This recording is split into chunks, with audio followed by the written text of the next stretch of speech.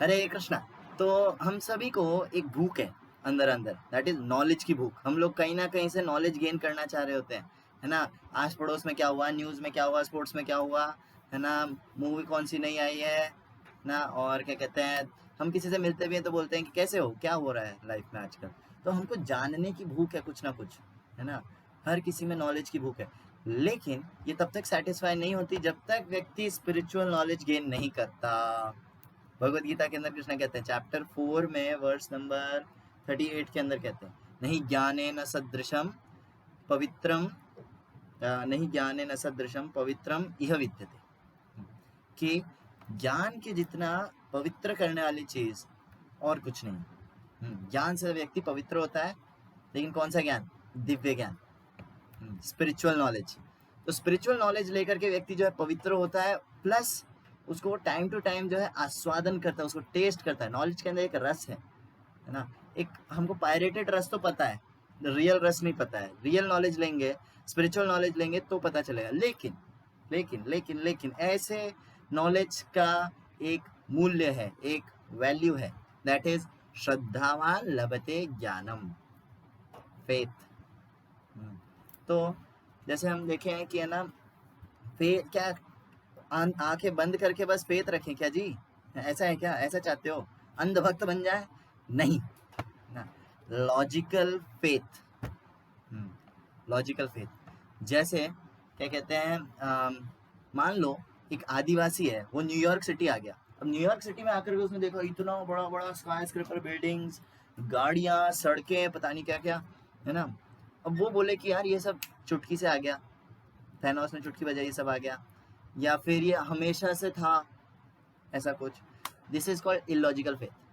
लेकिन एक पढ़ा लिखा आदमी वहीं सेम जगह पर आएगा तो वो बोलेगा यार इसको हजारों लोगों ने मिलकर बनाया है, बहुत दिमाग खपा है इसको बनाने के लिए। तो ये क्या है, ये लॉजिकल फेथ है। उसने उन लोगों को देखा नहीं बनाते हुए, उसने सिटी को बनते हुए नहीं देखा, लेकिन उसका फेथ है कि किसी ने इसको बनाया है। सो क्या कहते हैं, इसे कहते हैं लॉजिकल फेथ, है ना। उसी तरह जब हम भगवान को जानना चाह रहे होते हैं, भगवान से रिलेटेड नॉलेज ले रहे होते हैं, तो हमें लॉजिकल फेथ रखना चाहिए। लॉजिकल फेथ किसके ऊपर रखें? स्क्रिप्चर्स के ऊपर। जैसे हम कोई भी कोर्स परस्यू करते हैं, कोई भी चीज़ लेते हैं, है ना, कोई भी पढ़ाई कर रहे हैं, तो हमें थोड़ा बहुत नॉलेज होता है उसके बारे में, लेकिन 90% नहीं होता है, नई चीज़ सीखना है ना। तो उसके अंदर हम टीचर के ऊपर फेथ रखते हैं। इंग्लिश के अंदर हम कितना फेथ रखते हैं? जैसे निमोनिया की स्पेलिंग किससे शुरू होती है? पी से। एन से होनी चाहिए ना? नहीं, पी से होगी। क्यों? पी पी की तो आवाज नहीं आ रही निमोनिया में। नहीं, वो साइलेंट है। साइलेंट है तो जेड लगा दो, कुछ भी लगा दो, क्या फर्क पड़ता है? नहीं नहीं, पी लगाए। अच्छा, नाइफ की स्पेलिंग क्या होती है?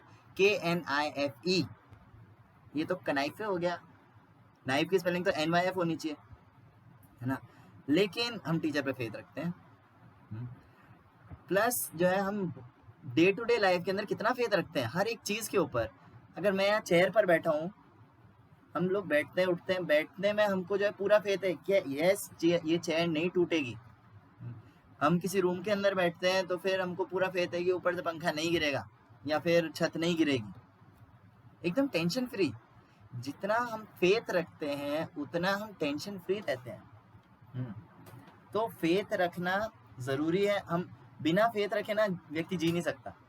मान लो खाना खा रहा है, अब उसको फेथ नहीं है ना, वो बोला, डाउट करता है बहुत ना, अरे इसके अंदर कहीं जहर तो नहीं है, या फिर पानी पी रहा है, इसको पीने से मैं मर तो नहीं जाऊंगा। तो क्या कहते हैं, बहुत ज़्यादा डाउट करना भी थोड़ा सा गलत होता है ना।